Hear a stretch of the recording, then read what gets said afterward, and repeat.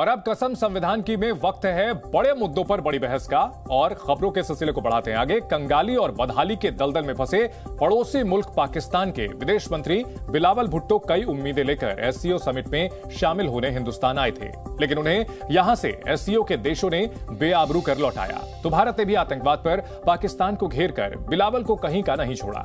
ऐसे में खाली हाथ घर लौटे बिलावल अपनी खींच निकालने के लिए हिंदुस्तान के खिलाफ जहर उगलने लगे। कराची में प्रेस कॉन्फ्रेंस कर उन्होंने नफरती बयानबाजी का नॉन स्टॉप प्रोपेगेंडा शुरू किया और उनके निशाने पर बीजेपी और आरएसएस रहे।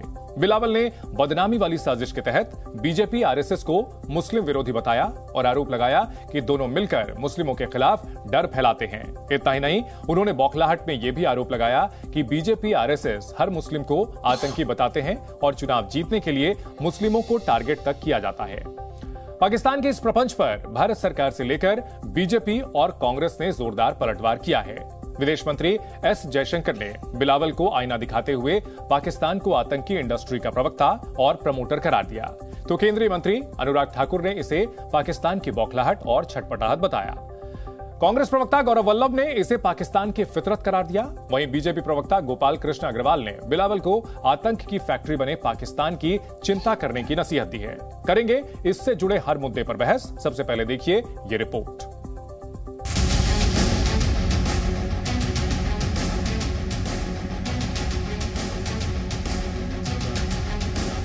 पाकिस्तान का असूली मौक़िफ़ आज भी वही है कि जब तक भारत 5 अगस्त 2019 का यूनिलैटरल इलीगल एक्शंस कश्मीर में वो रिवर्स नहीं करते हैं, हम मीनिंगफुल डायलॉग में एंगेज नहीं कर सकते। There is only one issue to discuss on Kashmir, which is when does Pakistan vacate its illegal occupation of Pakistan occupied Kashmir.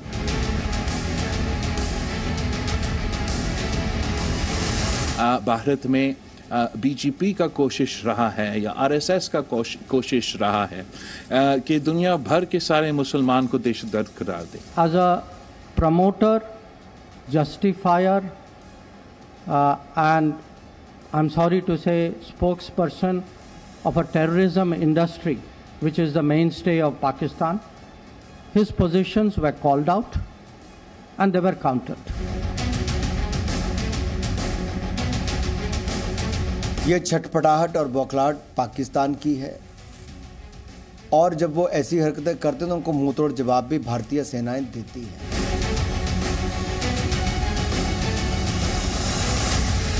Pakistan की फितरत है कि यहाँ क्या बोलते हैं और वहाँ क्या बोलते हैं। अगर बिलावल भुट्टो में हिम्मत होती तो यहाँ हिंदुस्तान की सरजमी पर बोल के बताते।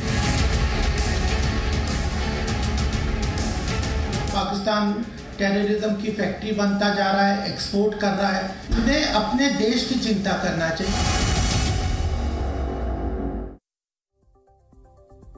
बड़ी बहस में हमारे साथ कई मेहमान जुड़ रहे हैं, भारत से भी और साथ ही साथ पाकिस्तान से भी। शहजाद पूनावाला हमारे साथ बीजेपी की ओर से पक्ष रखने के लिए जुड़ रहे हैं। प्रोफेसर संगीत रागी हैं राजनीतिक विश्लेषक, अतहर हुसैन साहब हैं इस्लामिक स्कॉलर, इरशाद अहमद खान साहब हैं पीएमएलएन के नेता, मोहम्मद आरिफ रिंद हैं पाकिस्तान तहरीके इंसाफ पार्टी के नेता, उनका पक्ष रखेंगे, और हैदर हयात साहब हैं जो कि पाकिस्तानी पत्रकार हैं। सबसे पहले इरशाद अहमद खान साहब, चूंकि आप लोग सरकार में साथ में हैं, इसलिए मैं पूछना चाहूंगा, जब भी भारत की ओर से आतंकवाद की बात की जाती है तो पाकिस्तान को इतना बुरा क्यों लगता है? दूसरी बात कि जब बिलावल भुट्टो यहां पर आए, मुस्लिमों का रहनुमा बनने की उन्होंने कोशिश की, लेकिन यह भूल गए कि अभी हाल ही में गुरुवार को 7 शियाओं की टारगेट किलिंग की गई है। वहां पर 7 शियाओं की टारगेट किलिंग की गई है और उसका विरोध प्रदर्शन जम्मू कश्मीर में भी हो रहा है। क्या कहेंगे सर? बहुत शुक्रिया जी। मुझे शर्मिंदगी होती है कि जब आतंक का आप नाम लेते हैं, क्योंकि आतंकी आप लोग हैं, इल्जाम हम पे लगाते हैं। मुझे ये कभी समझ नहीं आई कि आपके आतंकियों को रोज मार रहे हैं हम लोग, हमारी फौज, हमारे इदारे, हमारे लोग, और हम पाकिस्तान हालत जंग में है। अभी तक आपके आतंकियों को हर रोज मार रहे हैं। हमारे आर्मी के जवान भी शहीद होते हैं, लेकिन एक सबक जरूर सिखा रहे हैं आपके दहशतगर्दों को, जो आप पाकिस्तान में सरहद पार से भेजते हैं और कोशिश करते हैं मजीद भेजने की। लेकिन अब हमने अलर्ट किया हुआ अपने एजेंसियों को। सर, वो टेरर फंडिंग को लेकर के किसे ग्रे लिस्ट में रखा गया है सर? आपने इरशाद अहमद साहब, मुझे देखे टेरर फंडिंग को लेकर किसे ग्रे लिस्ट में रखा गया है, भारत को कि पाकिस्तान को? ना हम ग्रे लिस्ट जी। दूसरा सवाल, ग्रे लिस्ट से बाहर आ चुके हैं जी। ठीक है, दूसरा सवाल, ओसामा बिन लादेन भारत में मिला था या पाकिस्तान में सर? देखिए ये हो गई पुरानी बातें। अब आज की बात कीजिए जो आप रुस्वा हुए हैं ये कॉन्फ्रेंस में कि मेरा वजीर खारजा बिलावल भुट्टो जरदारी साहब तशरीफ लाए। आपने कोशिश की, जो कि आपके बारे में मिसाल मशहूर है कि बगल में छुरी मुंह में राम राम, आपने सब लोगों को इकट्ठा किया और मेहमानों को वो इज्जत सामान नहीं दिया जो देना चाहिए था। एक मेजबान का जो फर्ज बनता है इज्जत देना, एहतराम करना। जयशंकर साहब ने कहीं पाकिस्तान का नाम लिया था क्या सर? क्योंकि आप बात ये है, देखें एक कॉन्फ्रेंस तो हो रही थी ना, खित्ते के लोग जमा हो रहे थे, खित्ते की नहीं, उन्होंने तो आतंक का जिक्र किया।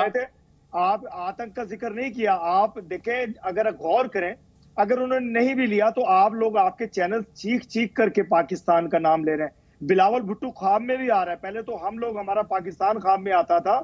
3-4 रोज से बिलावल भुट्टो आप लोगों के जहन, दिलो दिमाग पे सवार है और उससे निकाल लीजिए, क्योंकि उनके वजीर खारजा हमारा है। जी, उनके नाना को भी हमने रखा था सर। और दूसरा जब आपकी फौज उनको फांसी पर लटका रही थी उससे पहले हमने उनके नाना को भी रखा था। तो हम तो जो है मेहमान नवाजी के पुराने शौकीन रहे हैं। मुझे तो बड़ा डर लगता है कि इंदिरा गांधी और राजीव गांधी को कत्ल किया, कहीं वो भी इल्जाम पाकिस्तान आर्मी पे ना लगा दें कि हम लोगों ने आकर के मार दिया उन्हें किसने कत्ल किया था, उन्हें किसने मारा था, मुझे ये बता दीजिए। अगर आप जुल्फ़िकार अली भुट्टो शहीद का नाम लेते हैं तो आप राजीव गांधी नहीं, टेररिस्ट की बात अलग है, नाम क्यों नहीं लेते? ठीक है, चलिए, मेरे पास आपकी हर बात का जवाब है, लेकिन हमारे साथ और मेहमान भी हैं। शहजाद, मेरे पास जवाब है आपकी बात, मेरी बात का जवाब दीजिए। नहीं, मैंने जो बात पूछी थी, सबसे सवाल शुरू में किया था, 7 शियाओं को मुस्लिम रहनुमा बनने की कोशिश करता है पाकिस्तान, लेकिन अपने यहाँ 7 शियाओं की टारगेट किलिंग हुई है, उस पर ध्यान नहीं जाता। शहजाद, देखिए, सबसे खूबसूरत नज़ारा भारत का यही है कि भारतीय जनता पार्टी देश की सत्ताधारी पार्टी और देश की और दुनिया की सबसे बड़ी लोकतांत्रिक पार्टी का प्रतिनिधित्व आज देश के सबसे बड़े चैनल पर एक भारतीय मुसलमान कर रहा है। और वहाँ पाकिस्तान, वहाँ पर एक हिंदू, एक सिख, उनका प्रतिनिधित्व तो छोड़िए, उनकी संख्या 23% से 2% हो गई है और वो लोग हमें लेक्चर दे रहे हैं। देखिए, एक बात बता दूं भाई साहब, आपको भारतीय मुसलमान होने के नाते, भारतीय जनता पार्टी का प्रवक्ता तो छोड़ दीजिए, 72 फिरके इस्लाम के भारत में पाए जाते हैं। आपके यहाँ नहीं, आपके यहाँ पर तो शिया, आखानी, इस्माइली, अहमदिया, इनको सबसे ज़्यादा अगर कहीं मारा जाता है, प्रताड़ित किया जाता है तो वो पाकिस्तान में। और कौन मार रहा है उनको? मुसलमान ही मुसलमान को मार रहा है। आपको ये भारतीय जनता पार्टी RSS का जो फोबिया है ना, एक बात बताइए मुझे, एक मुसलमान होने के नाते बता दीजिए कि मुसलमान होने का डिंडोरा पीटते हैं। इराक, ईरान, सूडान, सोमालिया, एक second, Afghanistan, Iraq, Iran, Sudan, Somalia, Afghanistan, कहीं पर भी शांति अमन क्यों नहीं है? वहां पर भारतीय जनता पार्टी RSS है क्या? वहां पर क्या जिम्मेदार है जहां पर शांति नहीं है? और एक और बात सुन लीजिए, अरे आप लोग कांग्रेस वालों की तरह क्यों पेश आते हो डिबेट में?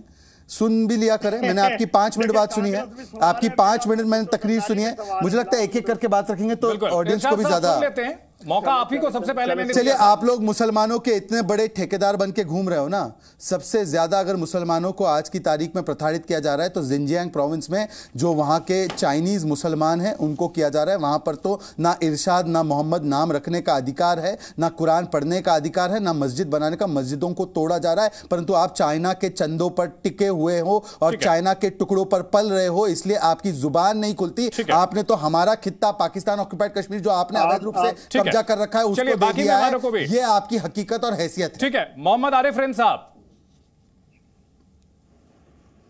जी, बिस्मिल्लाहिर्रहमानिर्रहीम। आवाज आ रही है मेरी? जी बिल्कुल, रिस्पॉन्ड करें सर।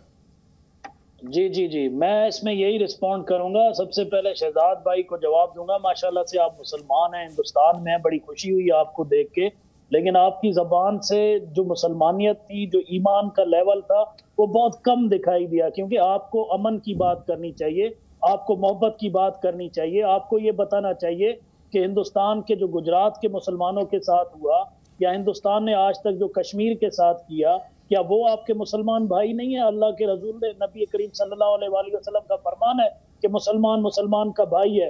आप रहो हिंदुस्तान में, अल्लाह करे आप लोग महफूज रहें, लेकिन क्या आपको यह हक नहीं बनता कि अपने दीगर मुसलमान भाइयों के साथ जो जुल्म और ज्यादती हो रही है, ठीक है, उसके ऊपर कौन बात करेगा? मोहम्मद आरिफ रिंद साहब, तो उनका मोहम्मद आरिफ रिंद साहब, एक थिंक टैंक ग्रुप है ICG, उसकी एक रिपोर्ट आई थी कुछ साल पहले। इसके मुताबिक 12 साल के अंदर 4800 से ज्यादा शियाओं को मार डाला गया। 4800 से ज्यादा शियाओं को मार डाला गया। मस्जिदों में धमाके होते हैं, वहां पर हत्या कर दी जाती है, और अभी अभी मैंने गुरुवार का जिक्र किया है 7 टारगेट किलिंग। जो बातें आप यहां पर शहजाद को और भारतीय मुसलमानों को समझाना चाहते हैं, अपने यहां के जो दहशतगर्द हैं उनको क्यों नहीं समझाते सर? मसला एक है कि वो दहशतगर्द असल में भेजे हुए हमारे पड़ोसियों के हैं। हम लोग तो मजबूर हैं, हमारे पड़ोसी अच्छे होते तो आज हम दुनिया की सबसे टॉप पोजीशन पे होते। और जहां पे आपने बात की ना, मेरा जवाब सुनना, कि जहां पे आपने बात की, आप इतनी अगर फिक्र आपको पाकिस्तान में और पाकिस्तान की दहशतगर्दी से बेहतर था कि अपने मुसलमानों के ऊपर करते, तो आपको दहशतगर्दी भूल जाती। जिस हद तक भारत के मुसलमानों के साथ जुल्म और ज्यादती होती है, हमें बड़ी तकलीफ होती है। आज तक हमने तो अभी नहीं, ठीक है, भारत के मुसलमानों की तकलीफ आप चिंता ना करें, हमने भारत के मुसलमानों की आप चिंता ना करें। यहाँ 21 करोड़ मुसलमान रहते हैं, आप चिंता ना करें। ठीक है, बाकी लोगों को भी ले आते हैं। शहजाद एक जवाब, ठीक है, एक क्विक रिस्पॉन्स करें, उसके बाद बाकी मेहमानों को। ये जो पीटीआई के नेता है, आपको पता है अफगानिस्तान, बांग्लादेश, सऊदी अरेबिया, कतार, मालदीव्स, इन सारे देशों ने अपना सबसे हाईएस्ट सिविलियन ऑनर प्रधानमंत्री नरेंद्र मोदी जी को दिया। क्योंकि आपने मुसलमानों की कंडीशन की बात की, तो क्या सऊदी अरेबिया मुसलमानों का जो सबसे पवित्र एक इलाका जहां पर सऊदी अरेबिया में पड़ता है, वो मुसलमानों की चिंता नहीं करता? आप मुझे 2 नाम बता दो अपनी पार्टी के या अपने पूरे देश से जिसको इन देशों से कोई भी सिविलियन ऑनर मिला हो। हाईएस्ट सिविलियन ऑनर तो दूर की बात है, और जहां तक अच्छे मुसलमान होने की बात है, तो सुन लीजिए सर, अगर आप इतने ही बड़े मुसलमानों के ठेकेदार है, एक बार बता दीजिए आपकी पार्टी का ऑफिशियल स्टैंड चाइना पर, जो वो मुसलमानों पर कहर बरपा रहा है जिनजियांग प्रोविंस पर, क्या आप उसके साथ खड़े हैं या आप चाइना को खंडन करते हैं, चाइना को एक प्रकार से उसके खिलाफ कोई कार्रवाई की मांग करते हैं? बताइए। हमारा वो वाहिद मुल्क है पाकिस्तान, जिसके प्रधानमंत्री इमरान खान ने यूएनओ में खड़े होकर मुसलमानों के हक में। अरे आप छोड़ दीजिए, इमरान खान को तो जर्मनी और जापान के बॉर्डर का नहीं पता है, वो तो ओसामा बिन लादेन को शहीद मानता है। इमरान खान को छोड़ दीजिए, एक देश बता दीजिए, एक प्रधानमंत्री बता दीजिए जो आपका हो, जिसको सऊदी ने अपना हाईएस्ट सिविलियन ऑनर दिया हो। पीटीआई का बता दो भाई, कोई अपना नेता नहीं तो दूसरी पार्टी का नेता बता दो। एक नहीं बता पाएंगे। चाइना पर अपनी पार्टी का स्टैंड बता दो। सुनने की तौफीक करें जी, बोलिए सर। जिन्होंने भारत की तरफ अमन की बात की, भारत के साथ दोस्ती की बात की, भारत के साथ तिजारत की बात की, मईशत की ताकत की बात की, हमेशा भारत ने हमारी मजबूरियों का फायदा उठाया, हमें मुश्किलात में देख कब तक अपनी छाती पीटते रहोगे और अपने आप को विक्टिम बताते रहोगे? आप विक्टिम नहीं, आप विलेन हो। समस्या ये है कि बात ही की कर जाएंगे। आप पाकिस्तान की फिक्र छोड़ दें। रिंद साहब, मैं आपसे गुजारिश रिंद साहब, वही तो हम ये कह रहे हैं ना कि आप लोगों ने सिर्फ बात ही तो की, एक और बात और दूसरी तरफ जो है अटैक। आबादी से ज्यादा, ठीक है भाई मेरी बात सुने, मुझे इसका जवाब दें कि पाकिस्तान की आबादी से ज्यादा आज भी भारत में गुर्बत से लकीर के नीचे हैं लोग, जो आज भी आपके लोग भूख और अफलास का शिकार है। आपने अगर हुकूमती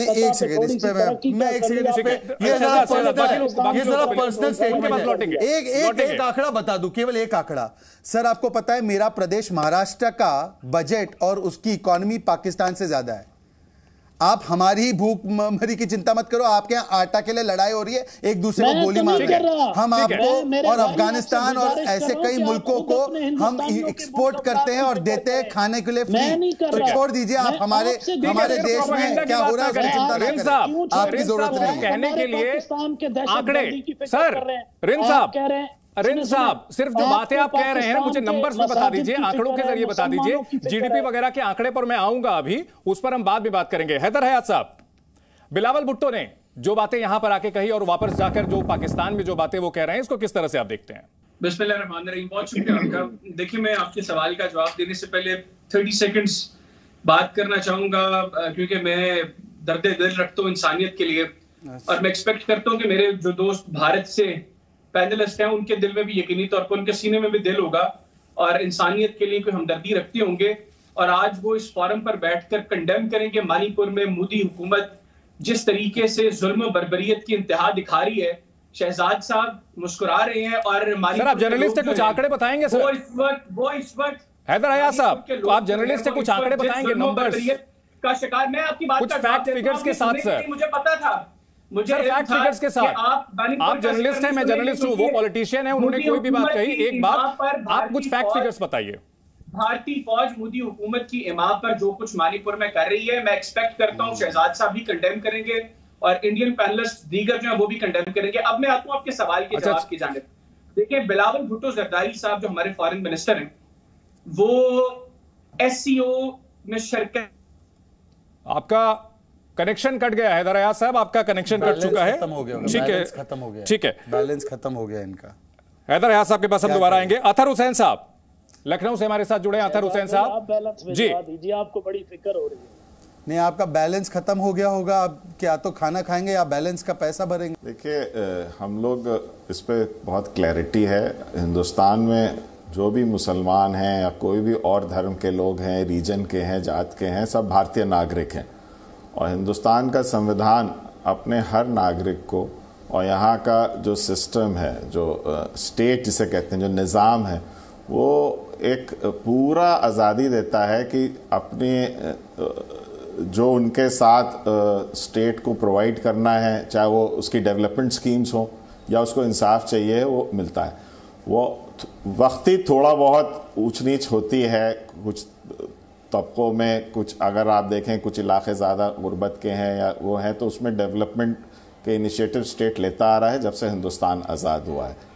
और यहाँ मैं अपने जो को पैनलिस्ट जो पाकिस्तान से उनकी बात सुन रहा था, तो बार बार इस चीज़ को उजागर कर रहे थे कि हिंदुस्तान के मुसलमान के लिए दर्द होना चाहिए है और हम फेलो मुस्लिम्स के लिए। तो मैं सबसे पहले पाकिस्तान के उन पैनलिस्ट को कहना चाहूँगा कि हम एक मुसलमान हैं, हम रब्बुल आलमीन के कॉन्सेप्ट में मानते हैं। जो रब है पूरे आलम का है, मतलब जो गॉड है, ऑलमाइटी है, पूरे यूनिवर्स का है।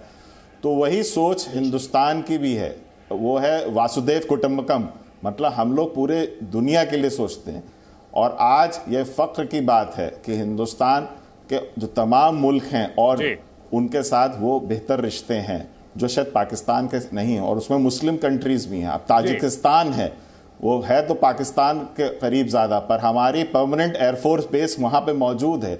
हमारे ओमान में हमारे permanent naval base, air force base है। तो हमारे जो रिश्ते हैं पूरी दुनिया के हर, चाहे वो मुस्लिम वर्ल्ड हो और तमाम के मुल्क हों, तो उनसे बेहतर हैं। तो पाकिस्तान कुछ सीखे, हिंदुस्तान और पाकिस्तान एक ही वक्त में आज़ाद हुए थे, वो आज कहाँ हैं और हिंदुस्तान का। इरशाद अहमद खान साहब, पाकिस्तान जो है मुस्लिम जो जगत है उसकी रहनुमाई, उसकी लीडरशिप की बात करता है, लेकिन एक पाकिस्तान को छोड़ दिया जाए।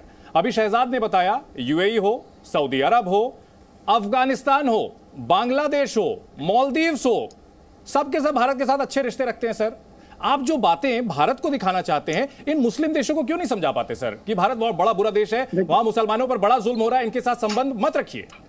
नहीं, कंगालियों की बात कोई नहीं लेता सीरियसली। बात यह है, देखें शहजाद साहब, आपने जरा ध्यान, आप जैसे कंगालियों की बात को सीरियसली नहीं लेते। मैं बता रहा हूँ, आप जैसे बदतमीजी से मैं बात, आप जैसे कंगाली लोगों को नहीं लेते सीरियसली, दुनिया में कोई सीरियसली नहीं लेता। शहजाद, आप मुद्दे पर रहते हैं, ठीक है। इरशाद अहमद खान मुद्दा यही है, कंगाल है। पूरी दुनिया के मुस्लिम देशों को क्यों नहीं समझा पाते सर? आपसे ज्यादा अच्छा खाते हैं, अच्छा पहनते हैं, ठीक है सर। आप आटा मिल रहा है आपके देश में आजकल? आटा मिल रहा है क्या? आपसे ज्यादा आटा मिल रहा है, भिजवाए कहीं से? अच्छा खाते हैं, आटा मिल रहा है सर, मिलता है। और आप वो आटे के लिए ऐसा झगड़ा कर रहे थे, गटर में गिर गए 2-3 चेहरे से नजर आता है। आटा के लिए झगड़ा कर रहे थे, गटर में गिर गए। उधर देखे सर, मैं चिंतित हूँ आपके लिए। आटा और डाटा दोनों नहीं है आपके यहाँ। नहीं आती। और दूसरी बात यह है कि आप बात कर रहे हैं मुसलमानों की, तो मुसलमानों को कोई आजादी नहीं है हिंदुस्तान में। सर, ये बात आप मालदीव को क्यों नहीं समझाते सर? 100% मुस्लिम आबादी कर रहे हैं। देखें, यूएई को क्यों नहीं समझाते? खिलाफ बात नहीं करते सर। हम आपके खिलाफ बात नहीं करते। मेरा सीधा सवाल आपके खिलाफ, इरशाद साहब, हिंदुस्तान के खिलाफ सवाल प्रोपेगेंडा नहीं करते सर। आपको मैं जवाब का दे रहा हूं ना, आपने सवाल के मैं जवाब दे रहा हूं। हाँ। हम कभी भी हिंदुस्तान के खिलाफ प्रोपेगेंडा नहीं करते, लेकिन आप हर वक्त जहर उगलते हैं पाकिस्तान के खिलाफ। देखिए, हमारा वजीर खारजा किस लिए आया? वो इसलिए आया 3 बार हमला हमने किया था, लेकर के 365 71 हमने किया था, 99 में हमने जो है कारगिल किया था सर। हमने प्रोपेगेंडा किया था।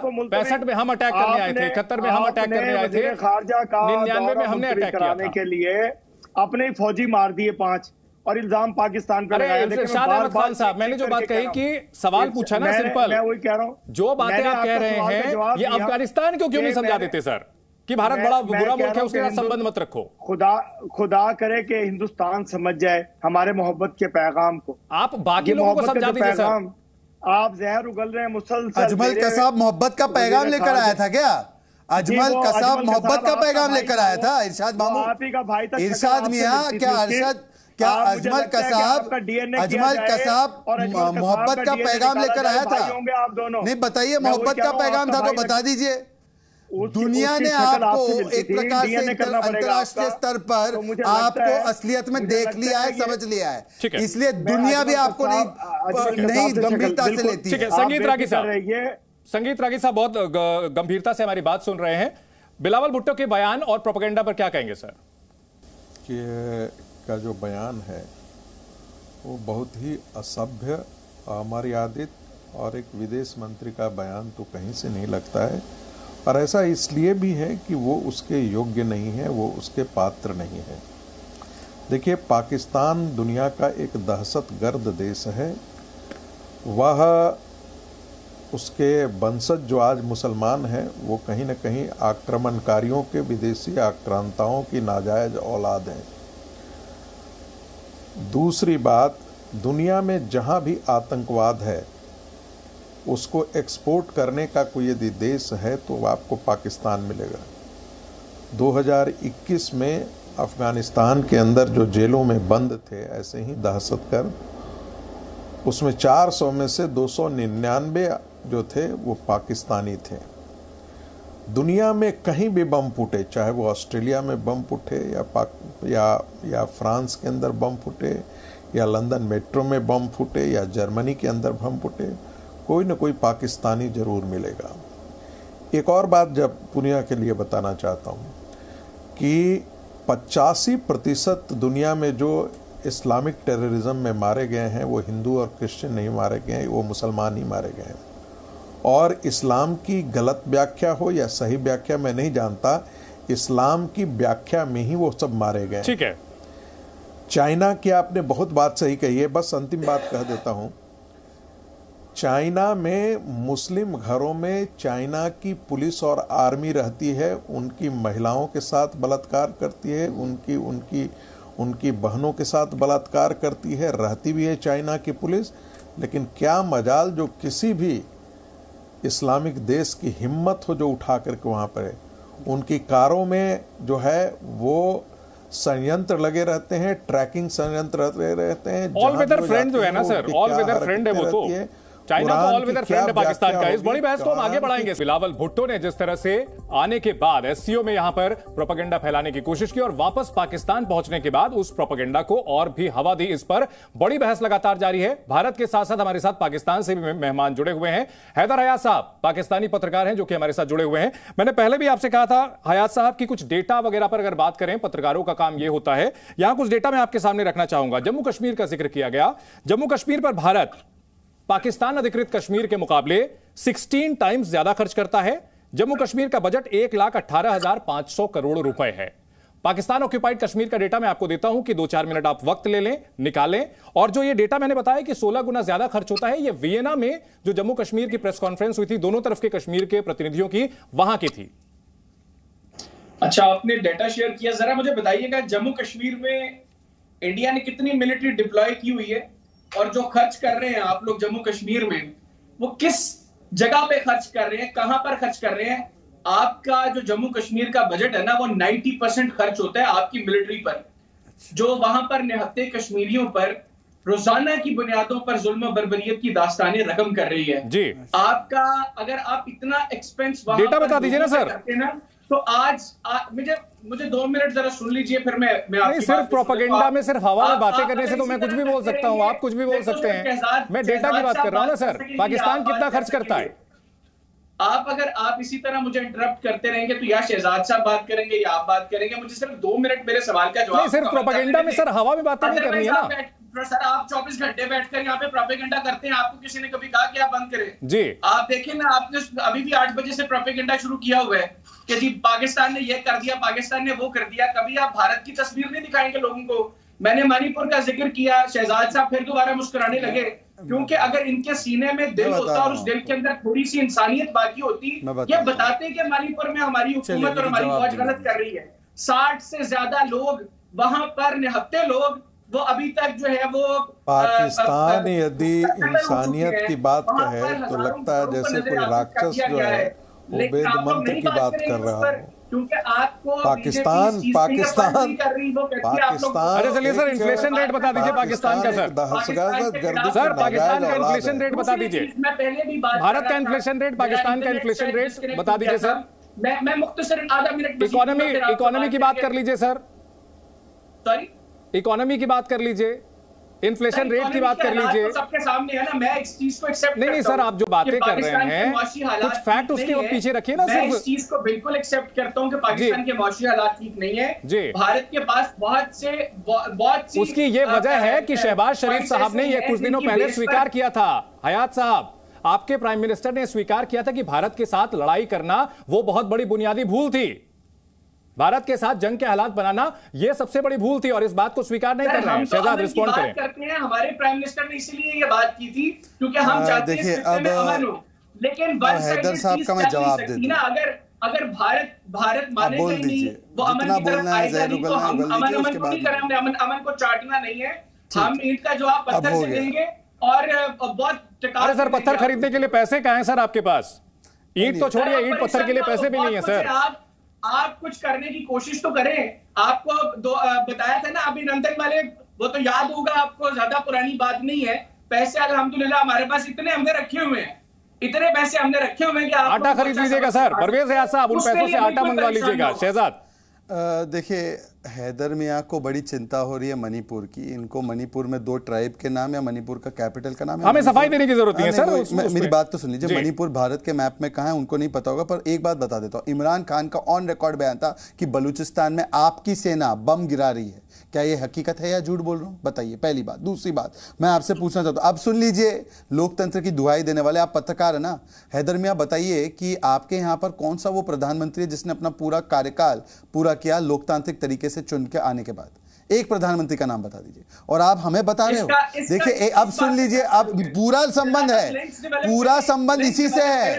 कौन सेना, अरे भाई, कौन चला रहा है आपका देश? अब मैं आपको बताता हूँ, सुन लीजिए। अब हैदर साहब, आप तो पत्रकार हैं वहां के, आप तथाकथित पत्रकार है ना पाकिस्तान के, तथाकथित देश के तथाकथित पत्रकार है, तो पत्रकार की तरह बिहेव भी क्या करो। आप राजनीतिक दल की तरह क्यों बिहेव करें? सुन भी लीजिए आप अपने देश के बारे में, लोकतांत्रिक। अब सुन लीजिए, अब मैं आपको आपकी प्रॉब्लम जो है, आपको प्रॉब्लम, आपकी बात आप बीच में इंटरप्ट करना बंद कीजिए और अपनी प्रॉब्लम समझिए। पाकिस्तान 3A पर चलता है, अल्लाह, अमेरिका और आतंक। अल्लाह तो पहले से ही आपके साथ नाराज है, अमेरिका तो बहुत सालों पहले छोड़ गया है, बचा आतंक। आप केवल आतंक के सहारे हैं आज, आप केवल आतंक के सहारे। देखिए, ऐसे क्रॉस टॉक में जनता को कुछ समझ में नहीं आता, वेस्ट ऑफ टाइम है। देखिए, अब मैं, या तो आप चंदन जी मौका दीजिए या मैं केवल क्रॉस टॉक। एक हयात साहब को इसमें बीच में, नहीं, एक सेकंड, मेरी बात हो जाने दीजिए, फिर उसके बाद ये बोलते रहेंगे। ये पाकिस्तानियों के मंच के लिए बात नहीं है, हमें अपनी बात रखने का भी मौका मिलना चाहिए और बीच में ना बोले तो ज्यादा बेहतर होगा। हयात साहब, एक एक्सरसाइज करते हैं, छोटी सी 10 सेकंड की एक्सरसाइज। आंख बंद कीजिए और दुनिया में जब आप भारतीय का नाम सुनते हैं या भारतीय मूल का व्यक्ति सोचते हैं तो अडोब, माइक्रोसॉफ्ट, गूगल, IBM, ये कंपनी नाम आती है, सुंदर पिचाई, सत्य नरेला। अब आप आंख बंद करके पाकिस्तानी मूल का व्यक्ति सोचिए, पूरी दुनिया में क्या नाम आता है? अल-कायदा, लश्कर-ए-तैयबा, हिजबुल मुजाहिदीन। तो हर बार आपके मुल्क के बारे में कोई अगर दुनिया में परिकल्पना करता है तो आतंक के CEO का नाम आता है, और हमारे बारे में कल्पना करता है तो मल्टीनेशनल कंपनी, देश के CEO का नाम याद आता है। यह अंतर है आप में और मुझ में, ये अंतर है। और आप हमारी चिंता छोड़ दीजिए, आप केवल इतना बताइए कि अल्लाह भी नहीं है आपके साथ, अमेरिका ने तो छोड़ ही दिया है, बस आतंक के सहारे हैं। थोड़ा सा मजीद बताएं कि जब भारत का जिक्र होता है तो गुजरात भी लोगों को बहुत दुनिया में याद आता है। गुजरात के जो मुसलमानों की आमदनी है ना, वो पाकिस्तान के सबसे अमीर व्यक्ति की आमदनी से ज्यादा है औसत। आप छोड़ दीजिए इस बात को, गुजरात के मुसलमान की औसत आमदनी आपके पूरे देश की औसत आमदनी से ज्यादा है। तो आप छोड़ दीजिए, इस आंकड़ों में मत जाइए। आपको मैंने बता दिया है कि हमारा एक प्रदेश आपके पूरे देश को खरीद सकता है। हमारा एक प्रदेश अगर अपने पे आ जाए तो आपके देश को खरीद सकता है। भारत की लोकसभा, हमारा एक स्टेट आपको खरीद सकता है पूरे देश को, सोच लीजिए। ठीक है, रिंद साहब भी हैं हमारे साथ जुड़े हुए हैं, PTI के नेता हैं, उनको भी लेते हैं। बताएं कि हमारी प्रॉब्लम्स क्या है।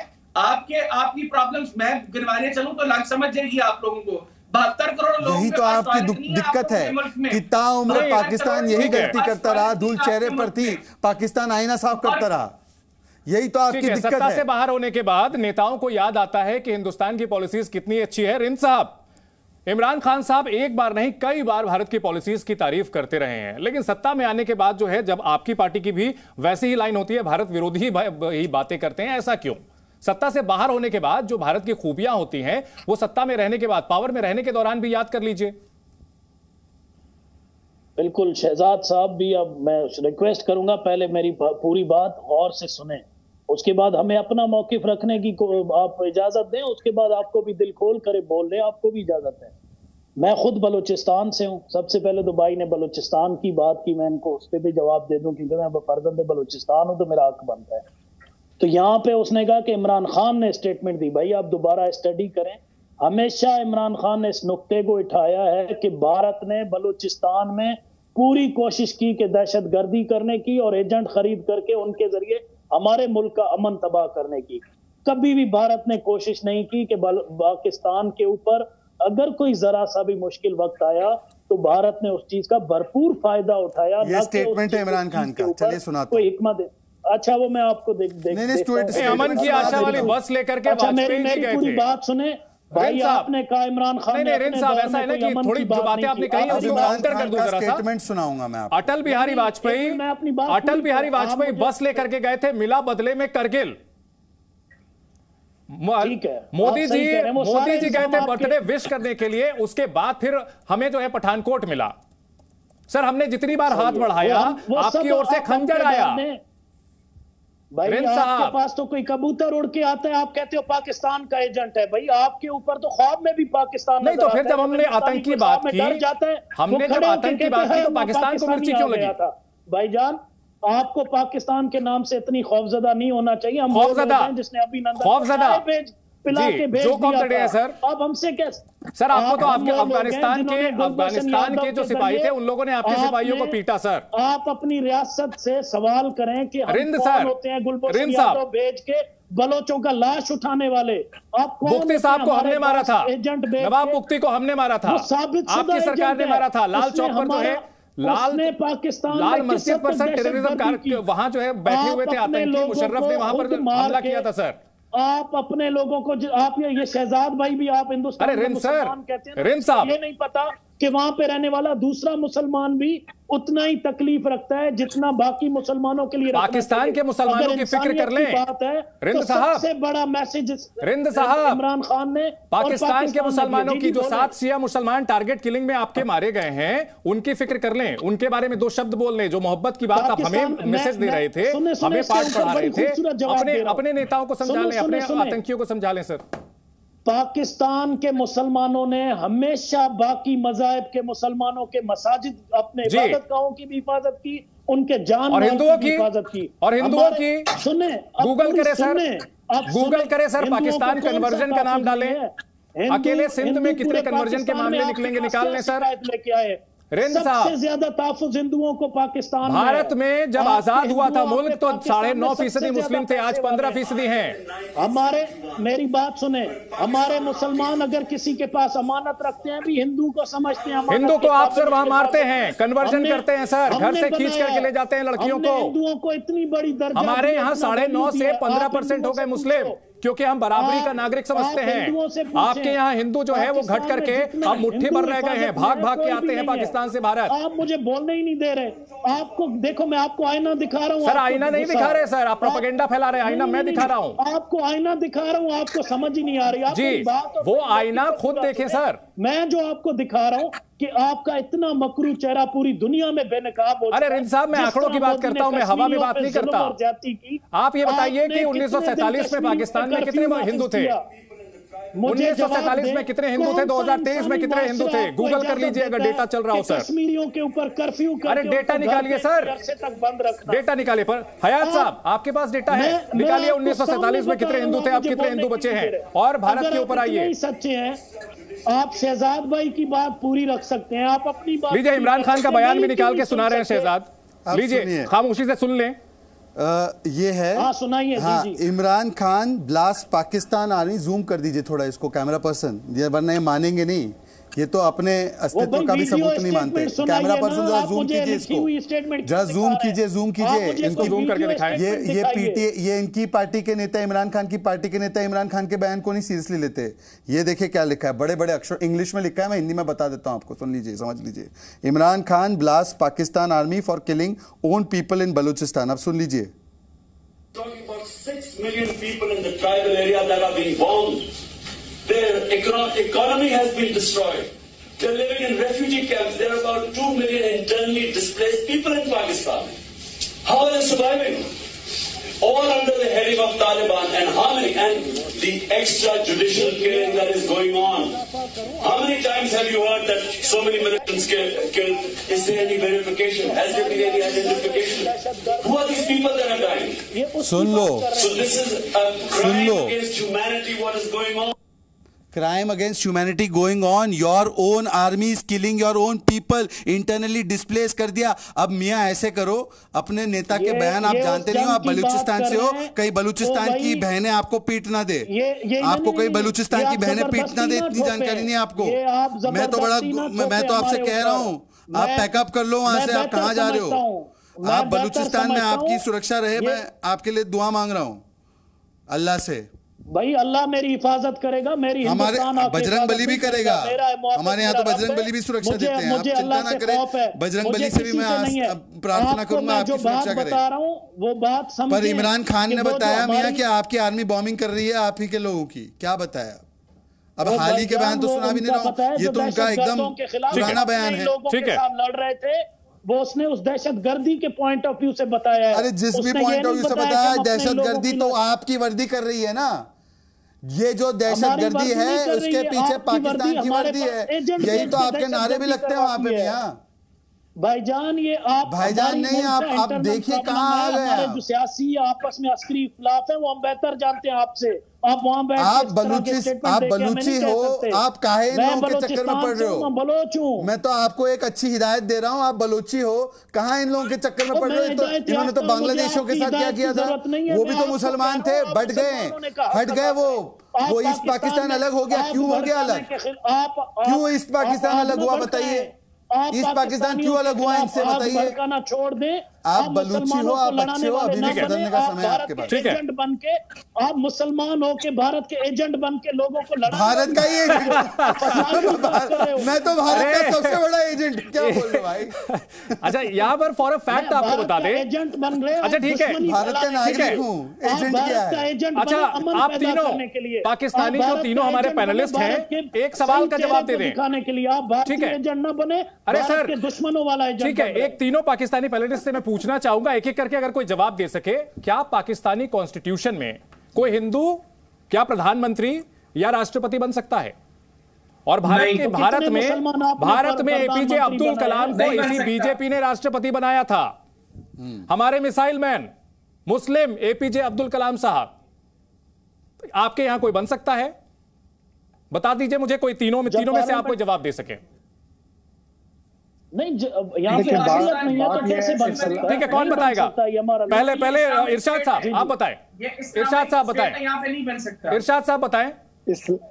देखें इस्लामिक रिपब्लिक ऑफ पाकिस्तान इसीलिए कहते हैं कि ये मुसलमानों का मुल्क है। इसमें वजीर जरूर बन सकते हैं, मुशीर जरूर बन सकते हैं, इसमें डॉक्टर बन सकते हैं, इसमें सब कुछ बन सकते हैं, लेकिन अगर आप कहें कि मस्जिद का इमाम बन जाए तो नहीं बन सकते, अगर आप कहें वजीर आज़म बन जाए तो नहीं बन सकते। और मस्जिद बस यही डिफरेंस है सर हमारे यहाँ। सुन लीजिए पहले जी पूरी बात सुन लीजिए। ठीक है, आपने अपनी बात का खुद आंसर कर दिया सर। अच्छा, अहमदिया कोई मंत्री है आपका? कोई अहमदिया मंत्री है? हिंदुस्तान आपके पास कोई अहमदिया मंत्री है आपके पास? वो भी मुसलमानों का ही था, सुनने में मजा आ रहा है। हम लोग आ गए, चले कोई बात नहीं, हम आपको अपना मुल्क दे करके आ गए थे, क्योंकि मुल्क वो भी हमारे आबाओ अजदाद का था हिंदुस्तान। हाँ, हम लोग वहां से माइग्रेट करके आए। हाँ, 50 करोड़ वाला याद है, पाकिस्तान 50 करोड़ 20 करोड़। आप लोग तरक्की की बात करते हैं। आप 1.5 अरब लोग हैं, हम 25 करोड़ हैं। दूसरी बात यह है कि जब हमने पाकिस्तान पार्टीशन के वक्त मिला, हमें एक उजड़ा पुजड़ा पाकिस्तान मिला था, उसको हमने सर्वाइवल की, उसको एटॉमिक पावर बनाया। आज आपकी आंखों में आंखें बात करते हैं डाल करके हम और दूसरी बात यह है कि हम महाजर होकर यहाँ आए थे। जो बंदा अपना मुल्क छोड़ करके आया अपने आबाओ अजदाद, आज भी आप मुहाजिर ही कहलाते हैं, ये बहुत बड़ी बात है। आज भी ये मुहाजिर ही कहलाते हैं, इनको कोई पाकिस्तानी नहीं मानता, ये मुहाजिर ही है, महाजर बनकर के आए, मुहाजिर ही है, मुल्क बनाया। आज भी आप मुहाजिर हो और वो बलूची है, अपने मुल्क को बड़ा किया, कोई और चला रहा है, आप मुहाजिर और वो बलूची। क्योंकि हम हिजरत करके आए थे, लेकिन आपको मुल्क पूरा दे आए थे मेरे आबाओ अजदाद, आपको तो तरक्की याफ्ता मुल्क देकर के आए थे। जी आपने दिया था, बिल्कुल बिल्कुल सही बात है। Irony died his own death. ठीक है, आगे रिंद साहब। हमेशा मुसलमानों ने हुकूमत की थी। ठीक है रिंद साहब, हमारा जो है पहला जो एजुकेशन मिनिस्टर था वो मौलाना अब्दुल कलाम था। ठीक है, अब्दुल कलाम साहब थे और इसलिए हमें आपसे लेक्चर की जरूरत नहीं है। रिंद साहब, पहले मुझे मेरा मौकिफ पूरा रखने दें। नहीं, मैंने जो सवाल पूछा था उस पर बात की, क्या मैं उसी पर जवाब दे रहा हूं। मुझे एक मिनट दें, मैं प्रधानमंत्री या राष्ट्रपति बन सकता है? जो इमरान खान की उसने फौजी अटैक की बात की, वो मुशर्रफ के दौर का खान साहब ने जिक्र किया कि वो सबसे बड़ी हमारी गलती, जिसको कंडेम किया हमारे हर फिक्रे ने, हर मकतबे ने। बलोचिस्तान के ऊपर जो जुल्म ज्यादती हुई, मुशर्रफ को आज तक किसी ने अच्छा नहीं माना। उसके ऊपर पाकिस्तान में गद्दारी का केस चल रहा था। ये उस मौकिफ को उठा के तमाम सारे हमारे पाकिस्तान के, अरे तब भी आप ही की सेना थी ना बलोचिस्तान पे नहीं थोप सकता। रिंद साहब, तब भी आप ही की सेना तो थी, वो पाकिस्तान की वर्दी तो थी। जो गलतियां थी, जो गलती है सही, लेकिन पाकिस्तान की वर्दी नहीं की ना। ये गैरत, ये आप भी इस चीज का मुजाहरा करें, जो अपनी गलतियां उनको माने। यहाँ पे किसी ने आपको अवार्ड नहीं देना, जो आपकी गलतियां उनका जिक्र भी करें। रिंद साहब, मैंने जो सवाल पूछा, मैंने ये सवाल पूछा कि हमने मुस्लिम राष्ट्रपति बनाया, हमने मुस्लिम शिक्षा मंत्री बनाया, हमारे यहां कोई भी मुस्लिम हो, ईसाई हो, कुछ भी किसी भी पोस्ट पर पहुंच सकता है। क्या पाकिस्तान में ऐसा हो सकता है? बिल्कुल, पाकिस्तान में वो जज बन सकता है, एक बना भी था पिछले दिनों। आपके बाकी चीजों में बन सकते हैं, लेकिन जो आपको बताया प्रधानमंत्री नहीं बन सकता क्योंकि दोयम दर्जे का नागरिक है।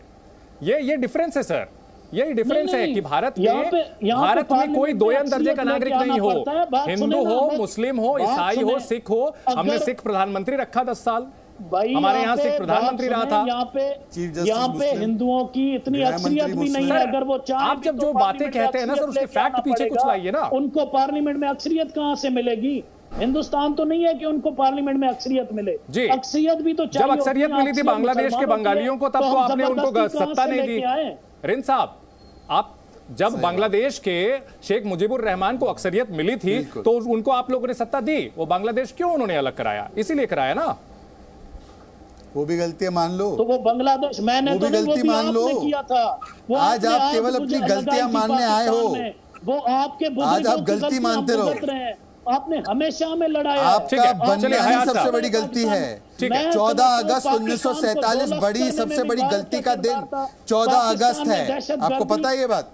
चलिए क्लोजिंग गलती दिवस 14 अगस्त, मुझे पता है, मुझे पता है 14 अगस्त गलती दिवस। अतहर हुसैन साहब हमारे साथ बहुत देर से संयम के साथ हमारी बात सुन रहे हैं। अतहर हुसैन साहब, क्लोजिंग कमेंट एक चाहेंगे। आपने सुना पाकिस्तान के तमाम जो है पैनलिस्ट को, बजाय अपने देश के हालात की चर्चा करने के या चिंता करने के, भारत को जो है लेक्चर देने आते हैं और यहीं पर जो है irony dies its own death.